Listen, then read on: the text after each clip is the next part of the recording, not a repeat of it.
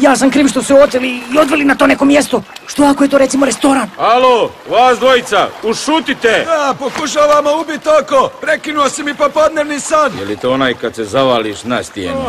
A, taj ti je baš sjajan. Taj mi je baš najbolji. O, oprostite, Sine, mi to tražim... su morski lavovi. Oni su prirodni predatori. Napadnu dok kažeš keks. Pa ne izgledaju mi baš strašno. To oni upravo i žele da misliš. Samo idi ti polako iza mene i pusti da ja govorim. Ispričavam se, zabrinuti smo za prijateljicu. Je to tamo neki restoran? Ha, Brajo, nije ti to restoran. Nije ti malo i ništa.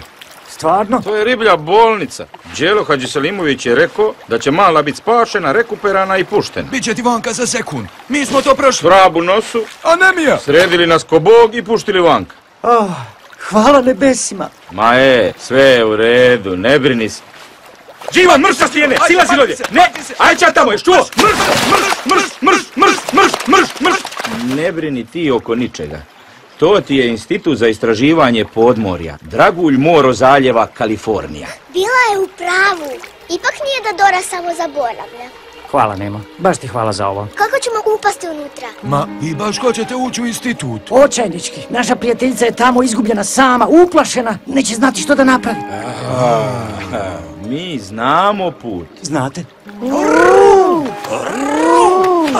Što to rade? Nemam pojma. Zvuči očajno.